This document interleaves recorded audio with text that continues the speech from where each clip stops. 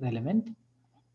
So, so one of the main things which uh, I like is whenever I listen to this song on the rose, right?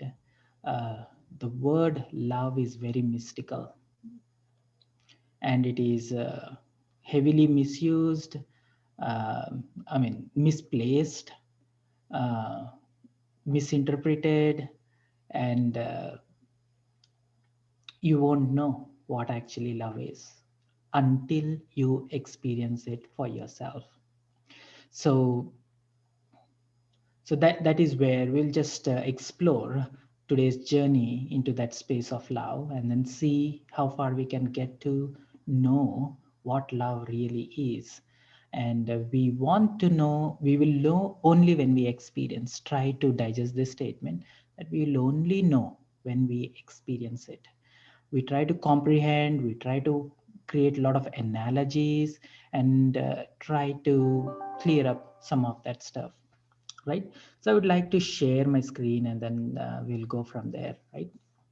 So can everyone see my screen?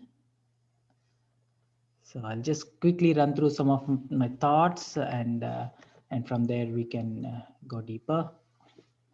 So there are two words here: the greater love, the love that which is not conditioned, right?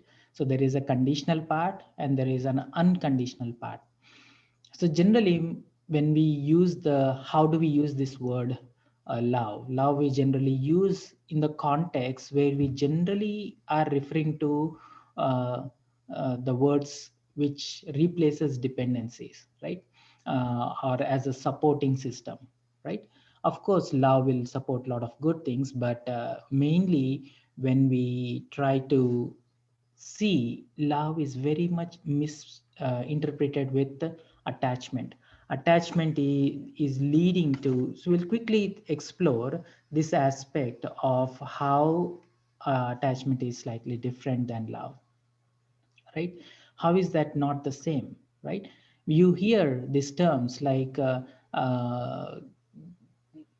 somebody comes to you, and I mean somebody very near and dear to you, maybe it is your partner who will come to you and then say that I'm going through so and so, and then do you feel for me? You say like, yes, I feel for you.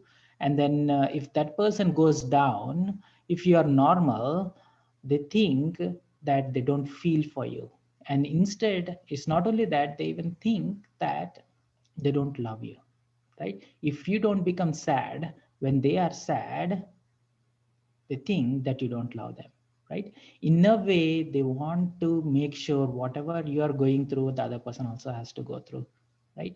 And it's a very strange world where attachment and love is so intertwined, right?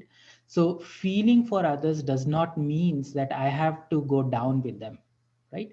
So that is where if you actually see attachment and love are so intertwined. um, One of the terms when we use uh, how love and attachment is different, right? So love is not selfish, right? Love is selfless. Attachment is self-centered, which means your sense will be the center of it, and then with that reference you relate to whole of the world. Center meaning how you're feeling, and that feeling will be your backdrop against which all other interactions will start happening. Love always frees you, attachment always binds you down. Love is always empowering, attachment always takes the power away, right? Love transcends space and time. Attachment is timed, right? So if you actually go through what are some of the things that will help you to move towards love away from attachment. So some of the things that we do is like gratitude, right? So when you have this attitude of gratitude, that will help to stay in that sense of feeling good and not still um, relying on something external, right? And here are some of the thoughts, then we can go through in detail later. But coming from spiritual space, I just want to quickly check in. If you are have your cameras on, if you raise your hand, how many of you have listened to BK classes? How many of you attend Murli classes? Okay, I see two hands. I don't know about rest of 35. So I just want to get the pace so that accordingly we can tune in. Yeah. So, okay. So I see a few hands coming up. Good.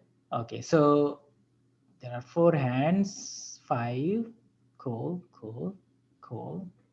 Yeah. So good number of you have a little introduction of the spiritual background, right? The concept against which uh, we base our meditation on. So Raj Yoga meditation is actually based on love, right? Love for the self, love for the higher, love for the humanity, and that is what Raj Yoga is all about, right? When we use this word called soul consciousness, and when we talk about this term called soul, and that is a very deep version of love itself, right? So so self love starts by being aware of the self, right? How do I get to know myself, right? So most of the time we start our journey of knowing ourselves by different layers. The first layer is by our actions, and by whatever we do, how we feel, right?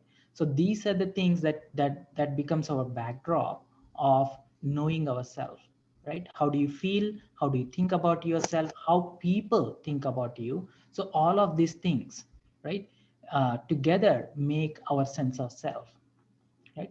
If you actually see, our sense of self is also based on what happened to us in the past. If you just imagine, there is a timeline, and on this timeline there are different experiences that you're having as you're going through this journey on this line, journey of space and time. On this timeline you are interacting with different people, you are engaged in different situation, different experiences. As you go through, you are filled with different experiences. All of these experiences are are ingrained within our consciousness. Follow, right? So there are two aspects within us. So one sense of self is based on what's happening on the surface, right? And there is a whole personality within us behind the veil, and that is little mystical. There is a conscious mind where if you are little mindful, if you start observing your mind and then observing what you're thinking, what thoughts are going through your mind, you can get an idea of what's happening in your conscious mind. And if you're talking about subconscious mind, all your deepest traumas, deepest phobias, all of those things are in your subconscious mind, right? So all of your experiences are there inside your consciousness. And now when you talk about getting to know yourself and trying to find love in that self, so many emotions which are buried within us, and if you're trying to look for where is love in all of this, and especially when you want to have love unconditionally, but all of these triggered emotions, triggered experiences as you're going through this journey of time, all of these things are very visible before you, right? All of that things start defining you, who you are, right? So when we're talking about things like loving yourself unconditionally, so what is that part we are talking about? So that is, you, in order to really experience that true love of who you really are, get in touch with that presence, that loving presence, you have to cross all of these triggered layers of emotions that we have gone through. Follow, right? So understanding what is going on, what is the journey that we are threading into, is very important on this journey inward, right? So there are two worlds in which we live. One is our external world, and one is our inner world, right? So so your sense of self, how you feel, is based on not where you physically are, but where your mind is. Try to digest this statement. What you feel is heavily connected to where your mind is, not where you physically are, right? Just imagine, I'll give you an example of this. You are planning for a vacation for a long time. Take this 2020 for example. A lot of our vacation plans were canceled because of what's happening. So we've been longing for a nice vacation to our homeland, to India or wherever, right? And just imagine, once this coronavirus goes away, you get to go to your favorite place, you go to your favorite vacation, you're sitting on a beach, you're having a nice sun bath, maybe Bahamas or somewhere on a cruise, and you're enjoying that scene. And we have this devices, right? And this device, okay, there you go. So there is one pop-up already coming in. So the minute that pops up, your attention immediately goes to that. The minute your attention goes, just imagine there is some notification that pops up. Minute you, when you see, look at that, maybe something which is very dear and near to you, maybe it is your job, maybe it is something which is important for you. When you see that message, and just imagine that message needs your attention, what does that little pop-up do to you? Your attention of your mind is grabbed by that pop-up. And the minute you see that message, when you read some message, the contents of that will occupy your mind. If it is a strong message, something to do with your work, something which is near for you, and it is not going according to the plan, what will happen to your mind? Your mind will be totally preoccupied by that. It is not just your mind, your heart, which is the emotional part of you, not the thinking part of you, but the feeling part of you will also tag along with it. Your mind will start racing, the feelings behind it, the anxiety will start kicking in, the energy of your heart will start bubbling up, your emotions will start bubbling up. So, what happens to your experience? The whole of your experience is totally hijacked by one pop-up that is coming. It is not the fault of the phone, it is not the fault of your notification, it is the power of your mind. If wherever is your mind in, whatever your mind is into, that creates your experience, right? So now there is another thing. So what is the role of this external world in our experience? So external world is only going to trigger something in your mind. What you see with your eyes can remind you of something that happened in the past, or it will reinforce what you are imagining it would be, and you might create a new emotion inside yourself by that triggered emotions. External things, all of these five senses will just trigger something there which is inside you. So having said that, so once you step into this whole world of mind, as you go deeper, so you go beyond your logical mind, sequential thoughts, then you go into this place of emotions. And this part is generally awakened when you're in your dream state. When you're in your dreams, when when you're in your dream, when you're in your nightmare, how, when you wake up and when you want to describe that, you'll not find a logical answer, logical sequence of events to justify what you experienced. you will have some kind of strange image, and then there is a strong emotion connected to that, right? It's all the world of feelings and emotions, and there is no associations to that. Only associations that are connected to that is some visuals around it, right? You may see some bunnies around in your dreams, you may see some beautiful flowers, you may feel that you are in some beautiful place with somebody you love. That's it. And then there is just one scene, and it is filled with feelings and emotions and strong feelings, and it is a world of feelings and emotions. And that is the layer, and that layer is colored by our emotions, right?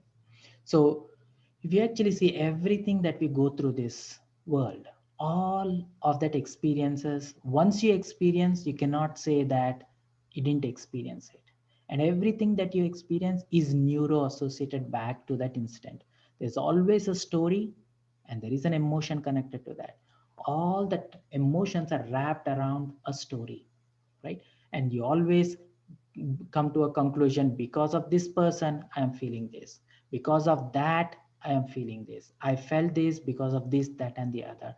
And you not only feel it, you feel the pain, you remember how strong is that pain, and then you associate that intensity of the pain to that person, to that incident, to that object, to that different things. And that is how we create a whole web of experiences inside. And as we create this web of experiences, there are mainly 8 fear factors, 8 emotional blockages that creates our inner world. Some, if you see, fear of suffocation, fear of falling, fear of these are all survival instincts. And you can these feelings are associated not just to the things, but it is also associated with different people, different activities, different incidents that we experience in this physical world, right? All of these experiences are colored inside, and that identity of the self, which is created based on this web of emotions, is what we call ego. Ego is nothing wrong with it. Ego is your sense of self. But what is that sense of self made of? If your sense of self is made up of all of these triggered emotions, that is what it is going to create. Now, when we coming back to this topic of loving yourself unconditionally, what does it mean? It means I have to experience that which is beyond this web. That is the real love. Follow, right? And how do we get to that place? And the way to get to that place is silence. The way to get to that place is you slowly start observing, detaching. Observe, detach, and step into that place. One layer after another layer, one layer after another layer. Follow, right? So I just want to give a pause before I continue. So any thoughts, questions, comments? Feel free to unmute yourself if you have any questions.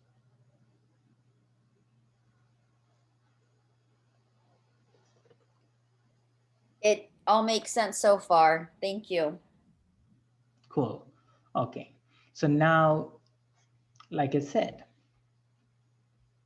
you won't know until Harsha, you there experience. is one question in the chat box. It says, could you elaborate on ego?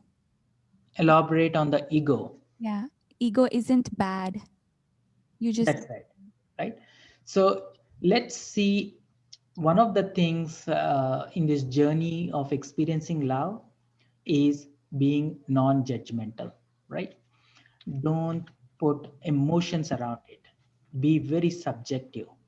When you're seeing yourself, when you're trying to understand other person, when you're very subjective, when you're very non-judgmental about it, then you get to know things.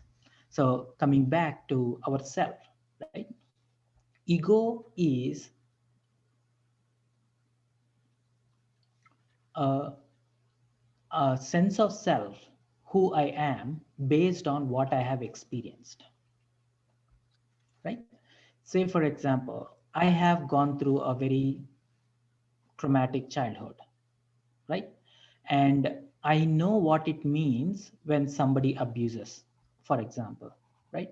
So when you see somebody, or when you see something very close to what you have experienced externally, you get very triggered, right? When somebody says something which reminds you of that childhood abuse, for example, if somebody raises their voice and all of your childhood traumas just comes alive, right? And that totally pulls you back, all that personality comes alive, all that trauma comes alive within you, right? That sense of traumatic self who we identify with, that is ego, right? So I'm not saying it is right, wrong. So what I'm saying is that ego is identifying myself with my life experiences, physical life experiences, the traumas of the life. It need not be the traumas. It could be pleasant things also, right? So you might have a very beautiful experience as a childhood in your school days, and then you have a very positive image of every person who you interacted because you had a very good experience. Whenever you see people like them, it reminds you of that. You feel very pleasant now. Yeah. So now, coming back to ego, is just what it is. I cannot fake love to myself. First thing, I need to digest that statement. I cannot fake love to myself. You know, there is this saying called fake it till you make it. It does not work. That's my personal experience, right? Fake it till you make it will not work. Don't fake to yourself. Get real, accept the truth, and then start deal with it, right? So when we say deal with it, not force your way through, but just gracefully step over and then go beyond it, right? So the minute you start denying what's happened to you, it is only going to erupt stronger, right? As long as this push and pull is going on within our emotions, you will always be pulled away from the real thing. The real thing being the real experience of love. When you experience the real love, that gives you power to get through the situation, right? So coming back to the question, what is ego? Ego is identifying yourself with that emotion. I'll give you one of the examples. uh, just imagine somebody pushes your button, right? Anyone ever pushed anyone's buttons? I don't think so, right? So just imagine if somebody pushes a button, right? In other words, somebody provocates you for some other reason. Somebody says something, it it provokes something within you, and strong emotion triggers within you. And when you are upset and when you're angry, that energy is bubbling and boiling inside you. At that fraction of second, when you tell yourself, and somebody comes and talks to you, what do you say? Not now. I'm angry. I'm upset. I'm not set yet. I'm not in my place now. I'm not in a right place right now. I'm upset, right? So I am angry. So, very phrasing, if we can see, I am this thing, me is anger now. Don't dare come close. I will burn you alive. Sometimes we even use the strong words, not now, and then you push back, right? And then there is a strong intensity. And what is actually happening there? You are absorbed. You are absorbed in that emotion. It is not just an emotion as a heat coming towards you. No, you are absorbed in that heat, and you are the heat. You are the fire of that anger. Follow, right? So at that fraction of second, if you say, who am I? My sense of self is anger. Follow, right? And you cannot fake yourself saying that, no, I am okay, I'm all fine. And deep down, you are burning, right? So that is ego, right? So when I say ego is, and I'm not saying that it does not happen, but what we have to do at that time is the way is recognizing is the first step. The minute I observe, wow, this is what is going on inside me. I feel anger, I feel fire, I feel rage that is bubbling inside. Recognizing is the big part of it. And that is where in meditation, mindfulness is a big part of it. Just observe, observe, observe.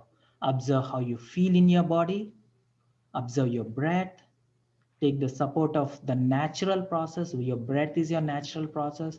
Allow the natural process to naturally happening.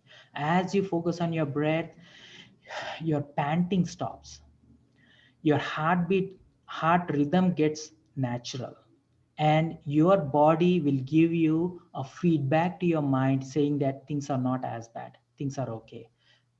Immediately bring your attention back to the outer layer being body. Focus on your breath.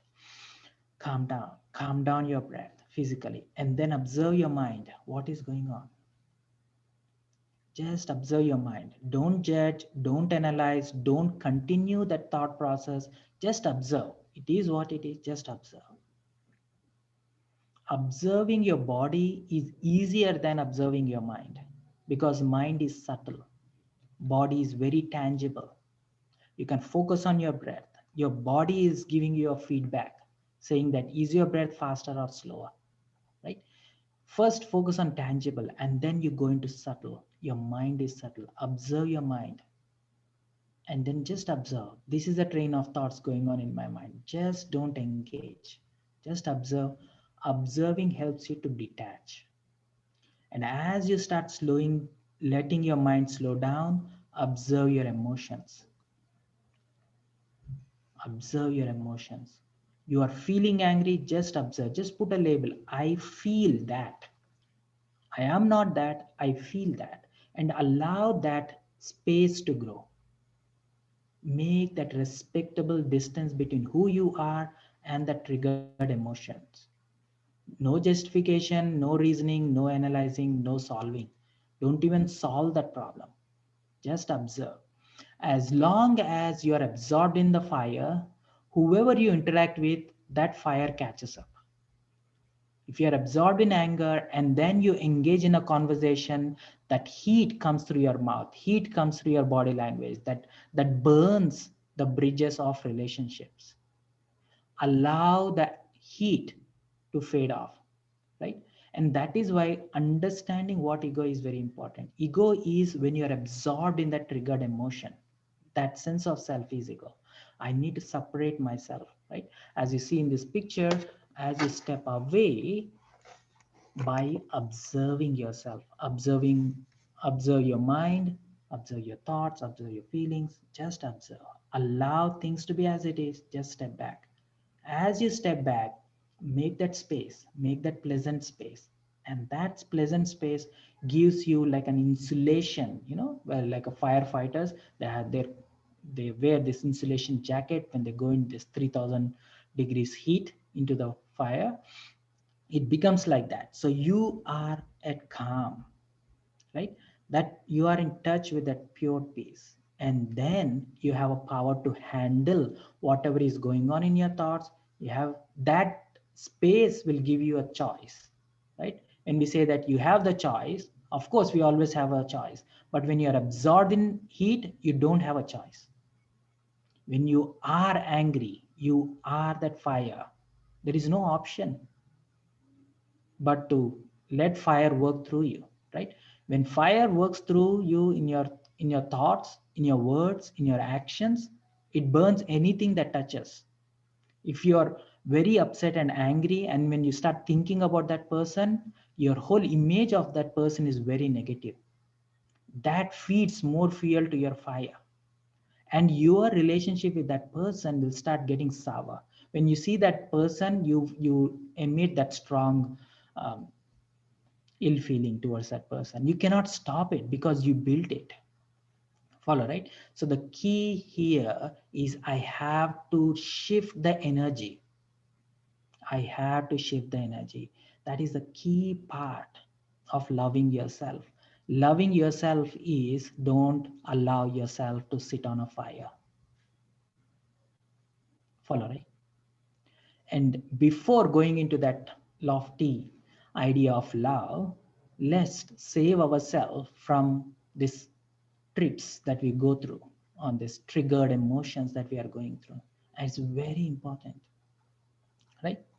So on that note, I want to try a little short meditation where we can try it out for yourself, because we don't know what we are talking until you feel it. So now, as you shift away from all of these triggered places, you get to experience peace, right? Let's try it out. Wherever you are, make yourself comfortable. For the next few minutes, tell yourself that I'm not going to solve anything, I just am relaxing, nothing else.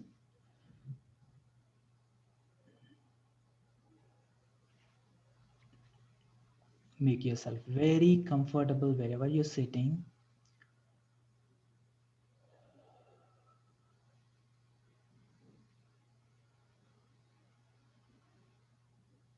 Just observe your body. Make your spine straight. Gently push your lower back a little forward. It opens up your chest, your shoulders next to your hips, your chest open, your spine straight, and you're in natural posture. Now take a breath. Just inhale and exhale, and observe your chest is naturally opening and collapsing, expanding and collapsing. No obstruction in your breath. And now fully relax. Feel free to close your eyes and gently scan through your body, every part of your body.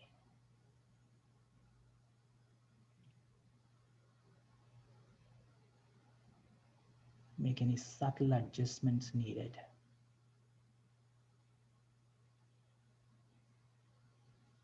Just observe how your body feels and make any adjustments needed to make your body more comfortable.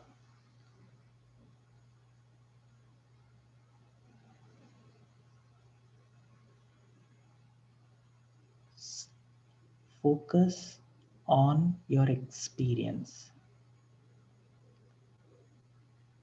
Now let's take that experience to one notch deeper. Now bring the attention to your breath.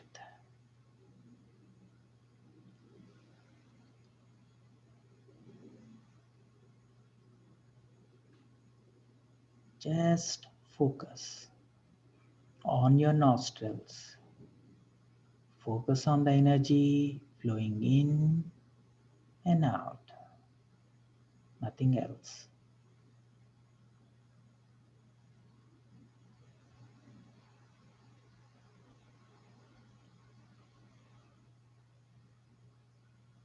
And now feel that flow of fresh oxygen along your nostril. Feel the coolness as you inhale, and as you exhale, feel that warm energy coming out of your nose. Stay with the energy, stay with the experience.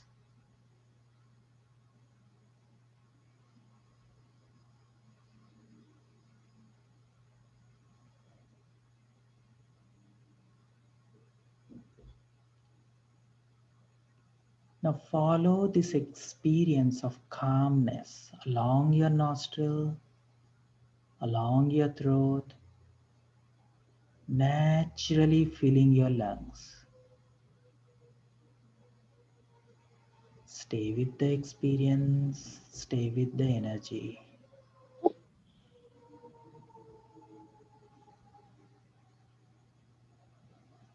Just observe. Inhaling, feel that energy in your lungs.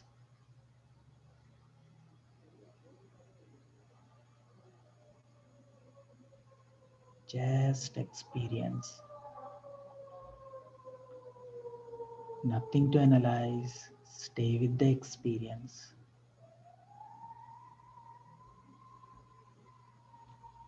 Now allow this energy to surround your heart. Relax all the muscles around your heart, physical heart.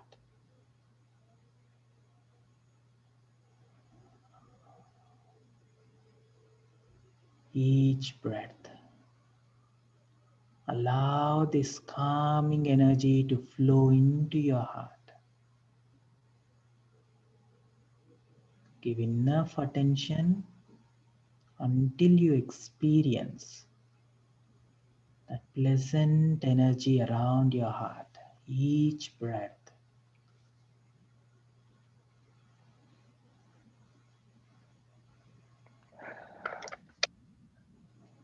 let it flow into your belly. Inhale deeply into your belly.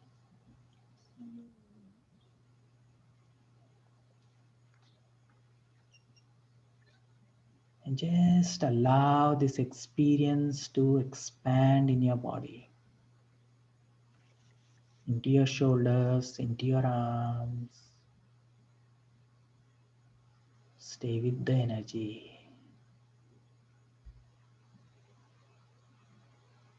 transforming the nature of the body. More you relax, more you allow this energy, this calming experience expanding into your legs, into your arms, into your belly. Let this calmness radiate from your face. Relax every part of your face, your temples, your forehead, the sockets of your eyes. Each breath, let this calmness radiate. Your attention is on the energy. Attention is on that calming oxygen. Your attention is on the shift on your body, making your body more pleasant. Allow this breath like a fountain to flow into your brain. Relax. Allow this breath of calmness to flow into your brain. A calm mind. Just allow the experience to grow. A peaceful mind. Keep the attention on this experience of calmness. Keep your mind with this experience. Allow your mind to engage with this experience.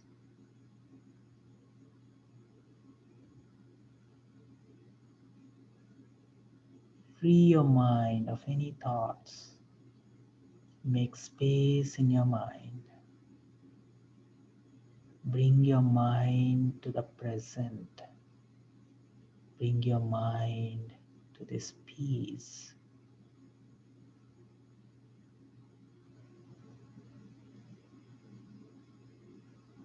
Let your mind taste this peace. Go into that experience.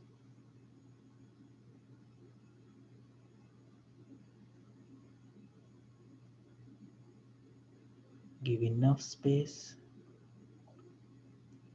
enough attention, and engage in this peaceful space. And allow the space to grow in your mind. Go beyond.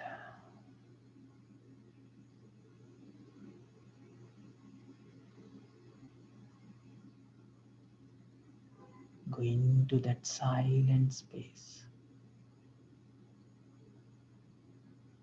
Gracefully pull your heart into this pure energy, pure peace. Stay absorbed.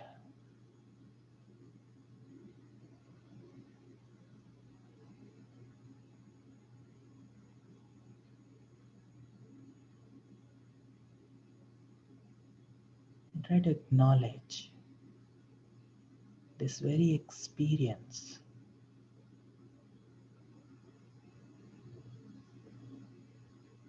Step into that inner space.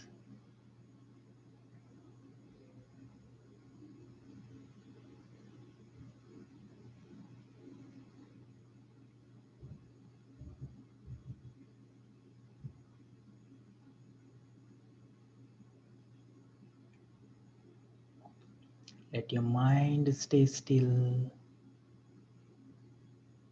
Go into that loving presence, that natural presence.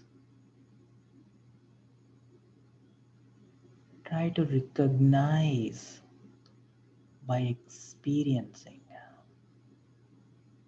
It's not a thought, it is an experience.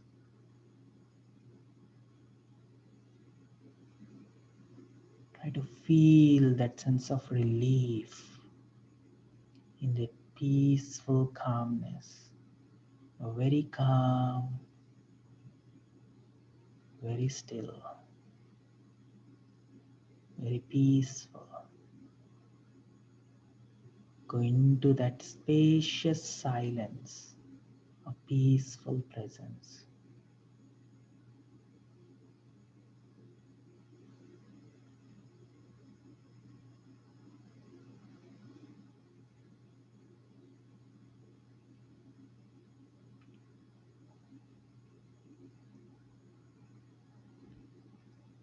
Try to hold that presence as you gently open your eyes. Welcome back.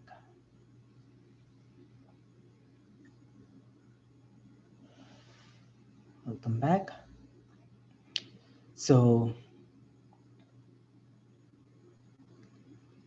how many of you were able to relax? Show of hands. Yeah. Okay. Cool.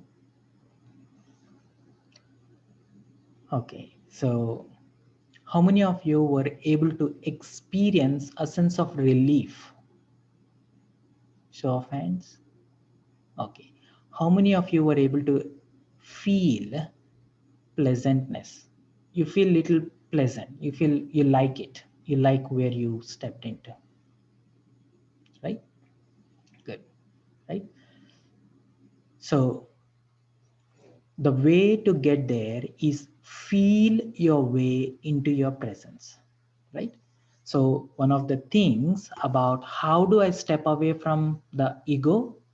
I need to feel my way into my presence. That is the way to go beyond, right? You don't go beyond anything, you come closer to something, right? You come closer to your presence. You go away from your triggered emotions. How am I going to do that? I have to feel, not think about it. Thinking goes only to some extent.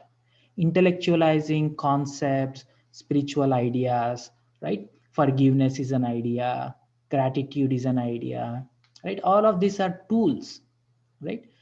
Most of the time we understand how tools work, but we don't use the tool.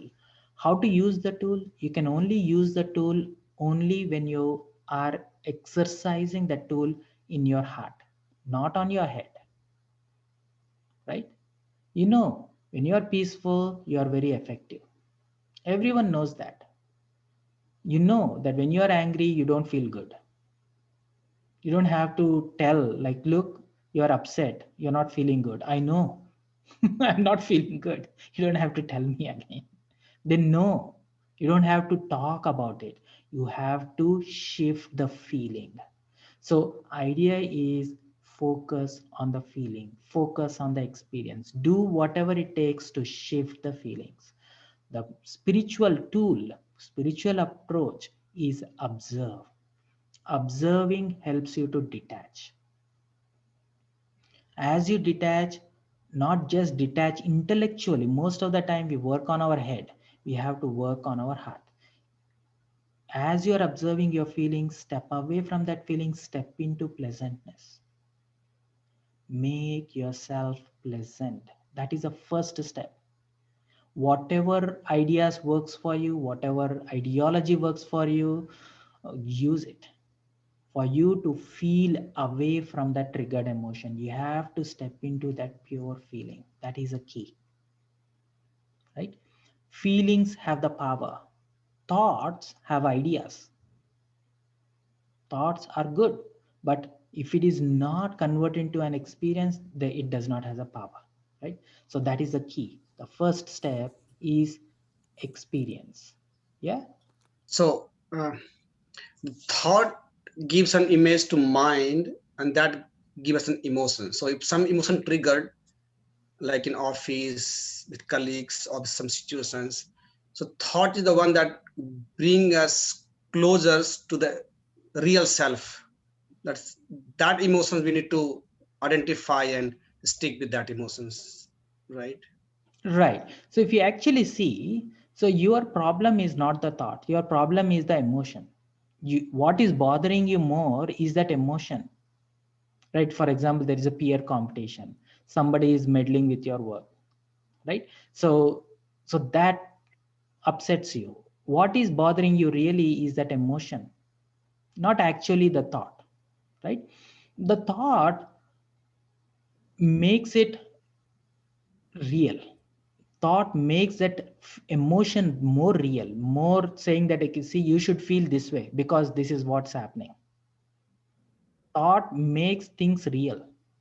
But what is actually bothering you is that emotion, right? If you pull out the emotion behind it, right, and if you look at the face value of it, what is it? Oh, if they are doing something upset about something not right, you use your head to deal with the things. You don't use your emotions to solve the problems at your work. Follow, right? I'm not saying that everything is dandy at work, right? What I'm saying is, like, you have to use your head, not your emotions. But the real thing is, once your attention goes there, once you allow that idea to transform into an emotion, your emotions are at work, not your idea. You may say the right thing, but the way you say it will totally put you in a wrong place, right? Because emotions are speaking louder there, not the idea. What is right, what is wrong? You may be saying the right thing, but people respond to your feelings more than your words. If you actually see, right? People respond and remember how you make them feel more than what you really did for them, what you did say, right? So the attention again comes back to feeling, experiencing. Shift your heart, put your heart in a right place, right? Let your heart be in a very safe place. Let your heart be at peace. Let peace drive your mind. Let not mind drive your heart. Follow, right? Have you ever tried to tell somebody logical things and all of this stuff? And have you ever tried to make somebody else feel good and then talked about what is the right thing to do? Which works? When you make somebody feel at home, make somebody comfortable, make somebody at ease, and then share your idea, share your thoughts. So then that goes deeper, right? So heart has more power than head, right? Of course, head is important. It will take you to comprehend some ideas to some extent, right? And that is why feelings have power, right? So now comes to that thing. How do I shift the feelings? Now that there is so much happened to ourselves. Once you experience, you cannot deny that everything is fine. Once you experience, you experienced. You cannot say that, oh, I'm not experiencing. Especially when it comes to the things of letting go, things of forgiveness. If you don't let go of that emotion, your past will repeat it now. Follow, right? And if it is repeating, it is not allowing you to go into that pure place of love, right? So how do you let go, right? In your head, you say that I forgive you, but I'll never forget what you did to me. That is what your heart is going to tell. I'll forgive you, let go. Jao, jo karna hai kar lo. Right? You let go. But I'll never forget what you did to me. How do you forget?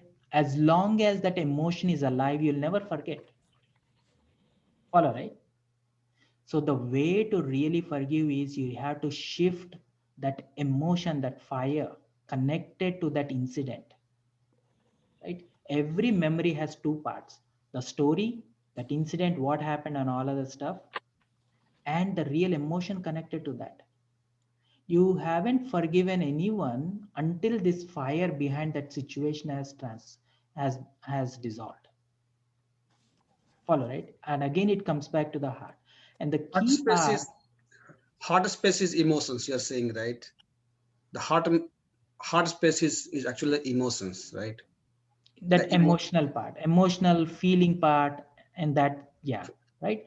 So the key here, now when we are talking about love, we want that heart space to be very pleasant. That is what we are talking about. Now your head will always interfere, and then you'll say that, like, how can you deny, right? And it will say that, look, you are denying. Your head will tell that, look, this happened to you and people abused you and you're denying, right? And you cannot deny because it did happen, right? You cannot fake to yourself saying that, oh, it didn't happen. It did happen, right? But you have to put things into perspective, and that is where Raj Yoga comes very effective. Raj Yoga gives you that recognition of yourself, which which is beyond your triggered self. When I say that, when we first come, most of you, I understand, have taken the course, or at least heard this idea that we are the spiritual being going through this journey of having these physical experiences in this journey of space and time, right? But these physical experiences are comes and goes, comes and goes, comes and goes. But you are this eternal spiritual being, right? And if you add a million to infinity, what will it become? An infinity, add million, or let's say trillion, right? To infinity. Which is bigger? A trillion is bigger or infinity is bigger?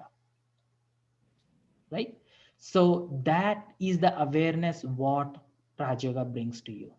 When you step into that awareness that I am an eternal being, and tap into that eternal energy which is never going to be wiped out from your consciousness, right? Once you wake up to that part within you, nothing bothers, nothing has any value. It is like you step into your eternity, and some passing emotion comes and goes. It does not even stick to you. You follow, right? When we are in our limited awareness, when we say limited awareness, when you are in your ego, what we call body consciousness, what we call ego, is nothing but you are identifying yourself with what happened to you. You are holding on to that emotions and consolidating all of that emotions and saying, look, this is me, this is what society did to me, this is what my mom did to me, right? You identifying yourself with that consolidated triggered emotion says, like, this is me, this is the fate I have to live up to, right? But false identification. Yeah. yeah, but the reality is that is not all about you. There is much more about you than that.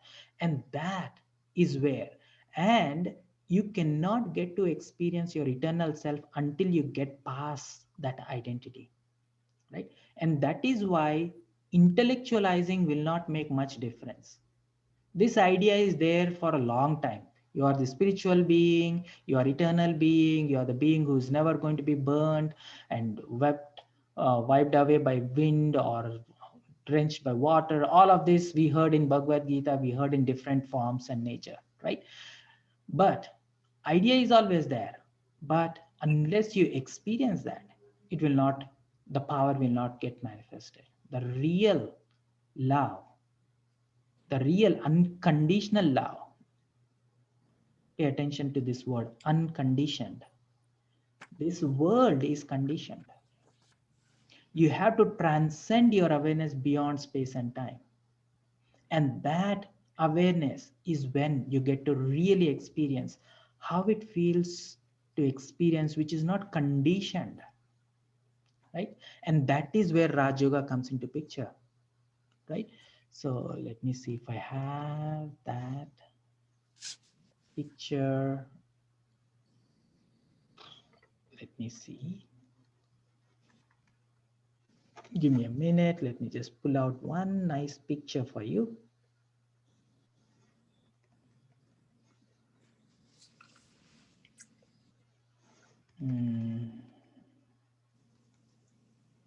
Okay, let's see this one.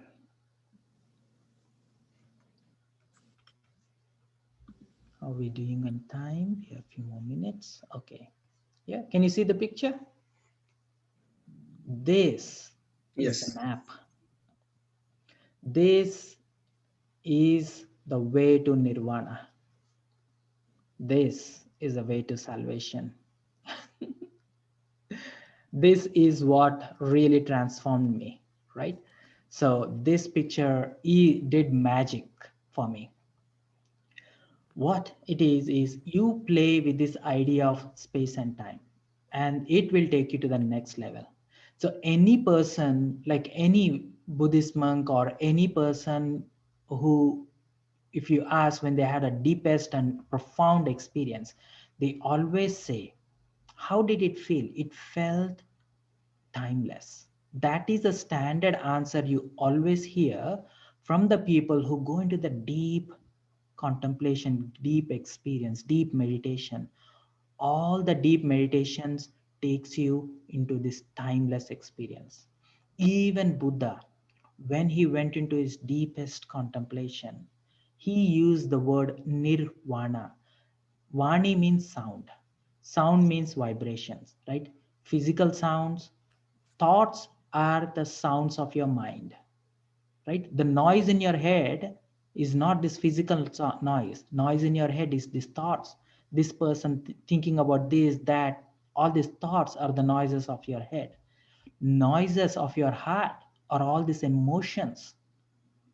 Noises of your heart is all of these emotions. Nirvana means you transcend beyond this who is transcending? The one who is aware. Your awareness, you're not aware of these physical sounds, you're not aware of these sounds of your head, not aware of these triggered emotions. You transcend beyond. When you transcend your awareness beyond, that deep silence is so pleasant, so restoring. It as if resets all that has been done on your consciousness by space and time. That is the power of nirvana, right? And if you transcend your awareness, what is awareness again? Whatever you pay attention to, that is what you are aware of. Try to digest this. Whatever you pay attention to, that is what you are aware of.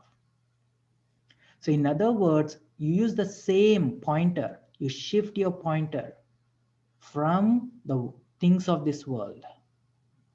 You slowly shift away from this and then shift towards the silence, right? Noises of your mind. Put all of that noises by perspective. And this picture, if you actually see, there are three levels of awareness. There is this physical awareness, there is this subtle awareness, there is this deep, absorbed stillness. right? And that stillness is what we call paramdam. Param means supreme. It's the most elevated place to be, right? It's a paramdam, supreme, right? So in that paramdam, there is one being who is supreme being, which is param atma, right? And like you are a conscious being, and you the conscious being, I the conscious being, have gone through this space and time, and we are conscious of all of these experiences, right? When you see other person, when you interact with other person, you see that person based on your own personal experiences, right? You see through this lens, right? Right? And you have this experience, you see through this experience of this lens, you wear this lens and then relate to other people, right? In other words, the way you're interacting with that person is already conditioned by your stage, right? So now just imagine when you meet a newborn child, when you make an eye contact, when you engage with a child, when you engage with that pure innocence, how does it feel? Everyone who interacts with a child comes out with a smile on their face. They feel that they connect to something pure, something innocent, something untampered. Your mind comes to an ease. You feel very safe. You feel very content. You feel very happy when you engage with children. Follow, right? Because that being is in a very pleasant state. When you interact with that person, that newborn child, and you feel that pleasantness inside you, you are off guard, right? And now imagine, what if that newborn child might have some trauma from their previous birth, right? But there is a gap that they have got over that, and then they're still in their pure place. And now imagine if you get to meet that person who never takes any birth. In other words, he is not conditioned.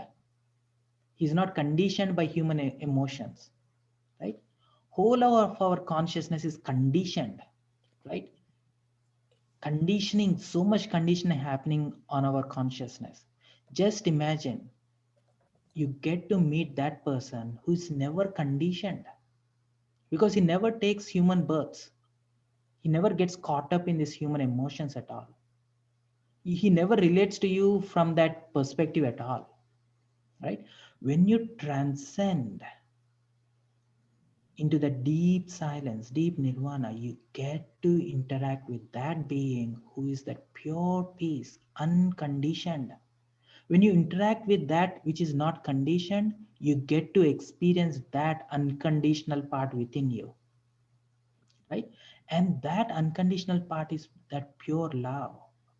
In order to have that unconditional love for yourself, you got to invoke that unconditional part within you, right? You get to experience only when you interact with somebody else, right?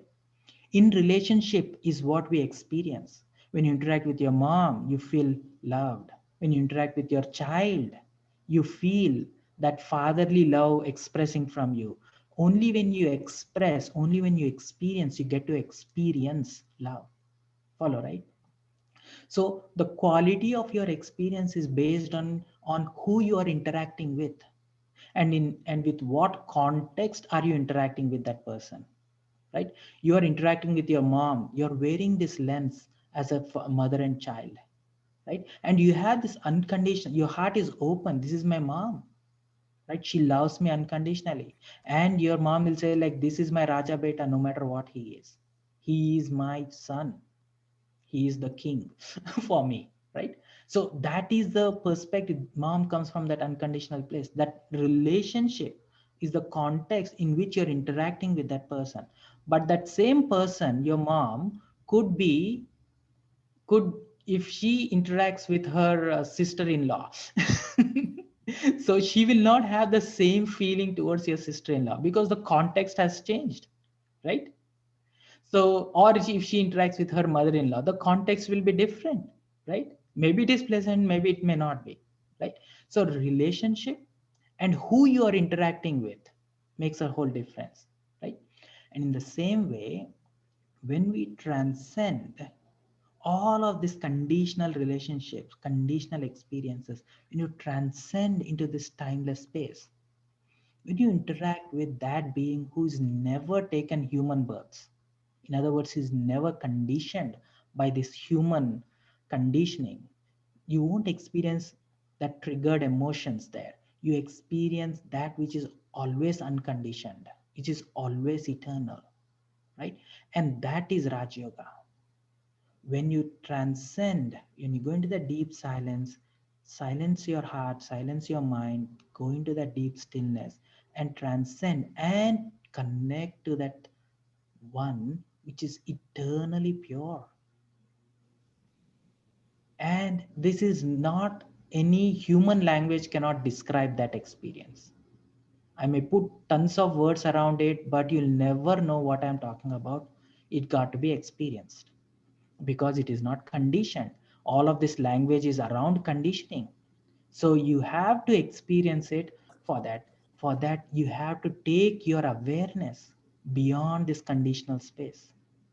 And in that unconditional space, when you interact with that unconditional one, that unconditional love will invoke that which is not tampered within you. That restores your true self. And that is how you can really experience the true unconditional self for you. Follow, right? Try to digest.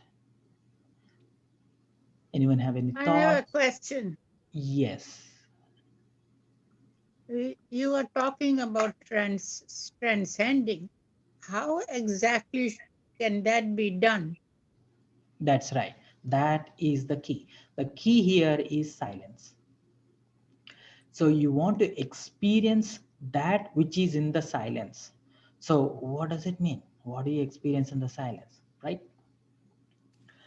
So your mind is always somewhere. You're always experiencing something or the other. There is no way that you are not experiencing something. Even in your deepest dreams, deepest sleep, even in your sound sleep, you are always experiencing. Because that is what we are. We are conscious energy, conscious beings. We always experience, right? We experience that which we are in contact with. Now I just quickly want to show one thing, how part of it. Maybe you can see this. Can you see this picture? Yes, So in this picture you see that pointer on the right side, the purple pointer. yes, Yeah. So our awareness, the layers within ourself have 4 different layers. One layer is layer of actions, right? If your attention of your mind is always on action, that will create an experience for you. Karma yoga is, you start doing that positive karma and then you start feeling good about you. That action consciousness, right? Your attention is on actions, actions, interactions, right? And then you take your attention away from doing and then you just sit. And now I want to experience. Your attention goes to your mind, right? And what you experience in your mind is what your thoughts are, ideas are. If you try to hold this thought that I am eternal and just try to comprehend that idea, just comprehend. You don't have to feel, you don't have to do anything about it. Just comprehend this idea that I am eternal, I'll never die. And then try to recognize who is that me who is staying saying I am eternal. You know body dies. With the body, everything that comes from this body also dies. And when you say this idea that I am eternal, what is that me? And that idea itself will clear your mind. Like, what am I doing here? What am I trying to block my mind? Why am I so absorbed into this thinking of this world? It clears your mind, and that is called Jnana Yoga. right? Yoga means connection of your awareness. Your awareness is with an idea. That spiritual idea will clear your mind. That will take your mind into silence. Follow, right? Say, for example, if I said that just imagine you get to meet that being who never has taken any human births and who is never conditioned. How does it feel? It is an idea, it is a possibility. And take that possibility and hold on to that. Your mind will just clear up all the clutter, right? And then you go one layer deeper. It's called bhakti yoga. Bhakti yoga will not question anything. It will say that it is what it is. I'm going to it is backed by the faith and all that kinds of stuff, right? But when you have a clear understanding that I am a spiritual being having this physical experience, but I want to experience spiritual experiences, not these physical experiences. I want to experience that, and let that intention shift the pointer away from these triggered emotions to that eternal spiritual experience that comes from the silence. Follow, right? And then you go one layer down. This is where we really get into self-awareness. Self-awareness is when you're conscious of the consciousness itself. Who is asking all of this question? That is where you pay attention to more. And when you pay attention to consciousness of consciousness itself will pull you back into your true presence. And that is what we call soul consciousness. Follow, right? So it is shift of what are you paying attention to? Are you paying attention to what's going on in your head? Are you paying attention to what's going on in your emotions? Are you paying attention to what are you doing? You should do this, you do that. Or are you stepping away from all of these three and just focusing on your sense of self, that eternal self, and then stay put and let your heart, let your mind align to that energy which is eternal, right? And that happens with silence. That is the power of silence when we talk about. Follow, right? And like I always say, you'll only know only when you experience, right? So unless anyone have any strong questions, we can try it out. I have a question. Yeah. In the chart, you mentioned about karma yogi, action, Action. interaction, Hmm. right? But as such, there is no action at all. If you look at a deeper level, because you are connected with the Supreme, That is or right. it's That is already you are there. So I don't know what your action means. that is right. So when you're not connected to the Supreme, when you're not aware of that connection, your awareness is what You you are always doing. connected to the Supreme to begin with and to live with, and there is no way that you get disconnected. I mean, we try to disconnect as a human being, maybe. No, no, the word which I'm using is awareness. Are you aware? Are So you what is aware? awareness you're talking about? Is that the one knower and seer, and we are experiencing the experience? Experiencer. Right, Are you experiencing that supreme presence? all the time.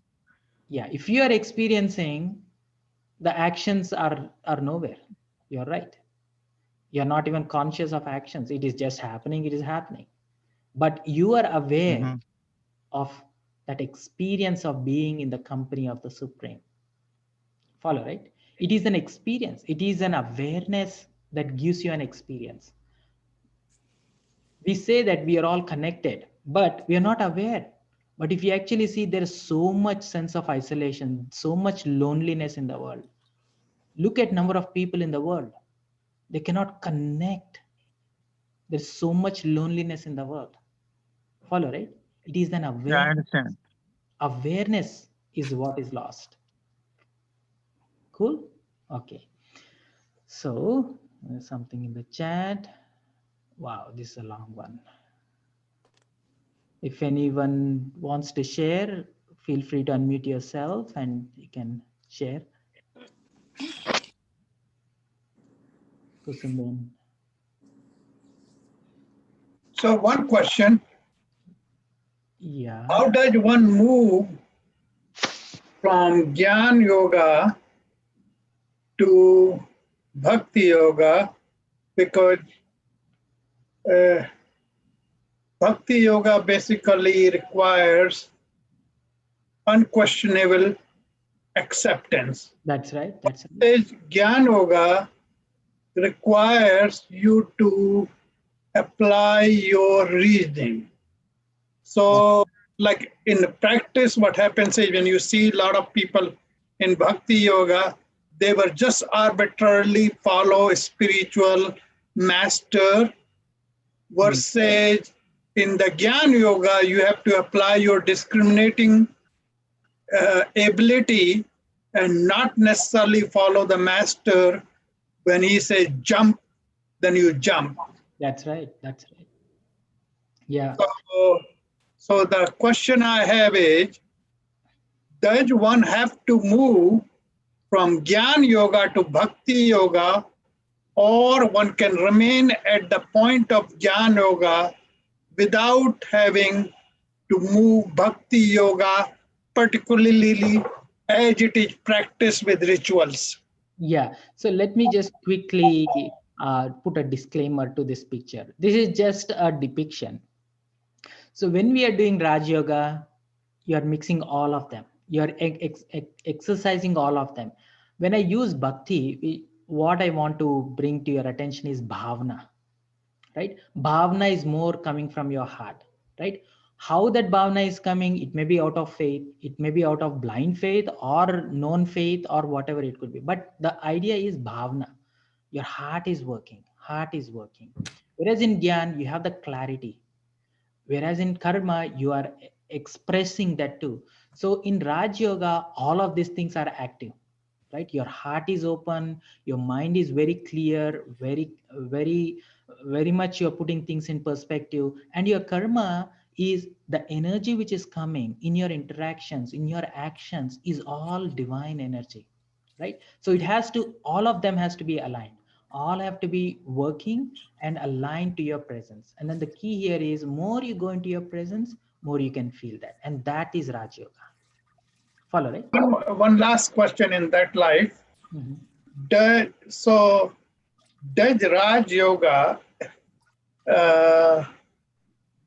sort of advocates or permits for the so-called rituals versus purely bhavna, as you are mentioning it? So what is the role of so-called rituals as they are practiced in every temple in light of Raj Yoga? See, rituals are nothing but sequence of actions, right? Sequence of things that we are trying to do. And right. And if there are some sequence of activities without awareness, you're not even present what you're saying, you're not even aware what you're saying, right? So then there is no power in it, right?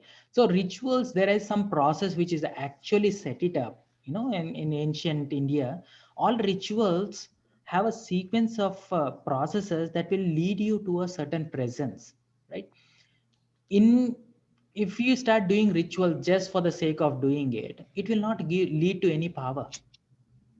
Follow, right? So the key here is, rituals are good, it will help you to set into process. For example, there is a pranayama, inhale exhale, right? And if you don't know how it works, but you do because your parents do, and that will help, because you are following through the process and then you're experiencing it, is helping. Follow, right? So rituals means, in other words, acting on it, right? You're not just intellectualizing things. Like in Raj Yoga, there are mainly 4 subjects. Dharana is like, you're not just sitting in a corner, sitting in your own la land, but you're also bringing that consciousness back into your experience and into your expression, right? You're transcending. You are more patient, you are more tolerant, you are more calming, you're more friendly, you're more loving, right? So you're more connected. So that is dharana, right? And then gyan is like you need to have clarity of what is what. You just can't go through blindly, right? And then yoga is you have to stay connected with that presence and allow this energy to work through you, right? Let's try out a little meditation and then let's see how it goes. Yeah. So make yourself very comfortable.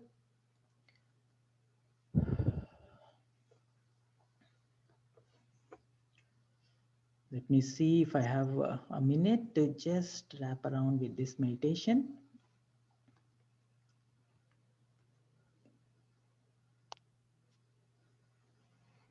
Just try to relax.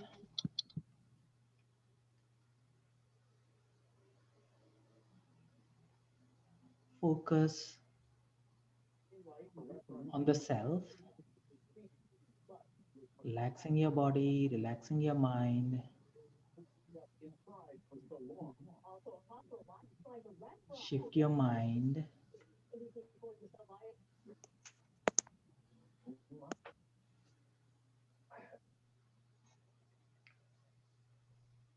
Just observe. Pull your sense of self out of your body, out of your mind, out of your heart, and allow your mind to be peaceful. Try to experience that nirsankalpa sthiti, that calm mind.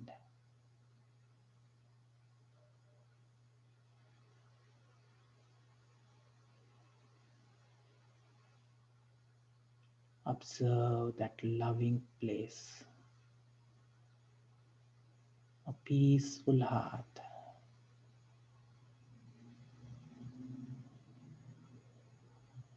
Allow yourself to experience that sense of freedom, sense of lightness.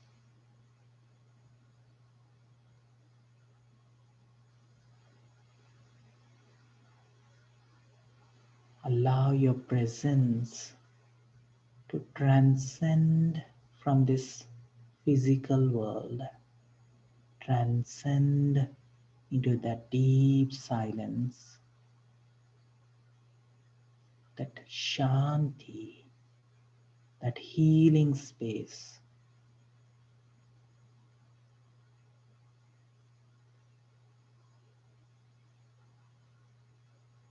Step into that unconditional space.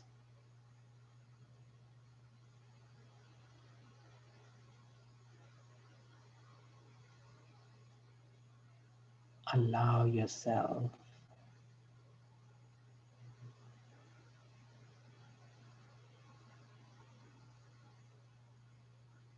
to tune into that pure shanti.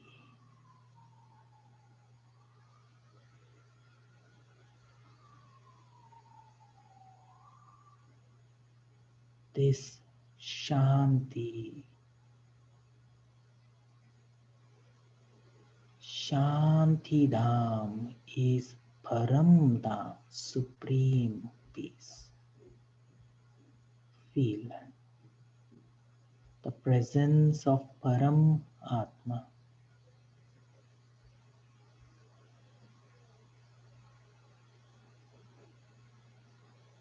that supreme presence.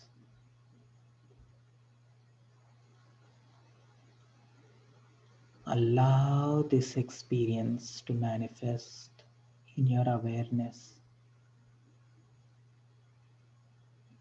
Experience pure silence.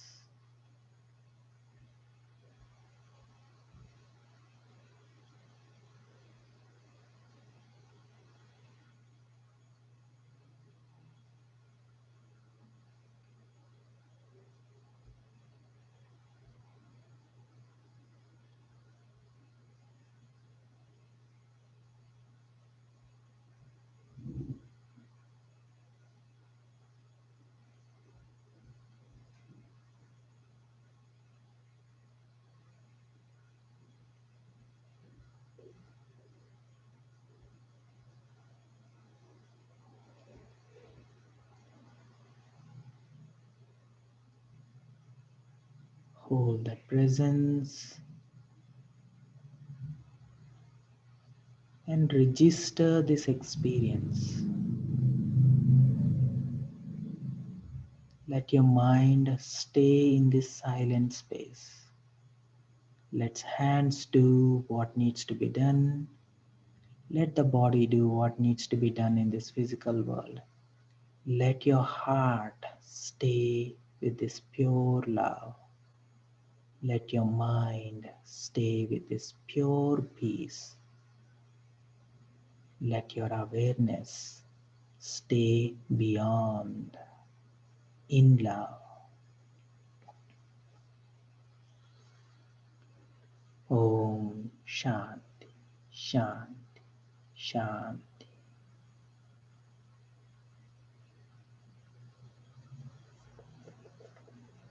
Om Shanti. Thank you so much, Harsha Bai, for this Om Shanti. workshop and also this wonderful guided meditation experience.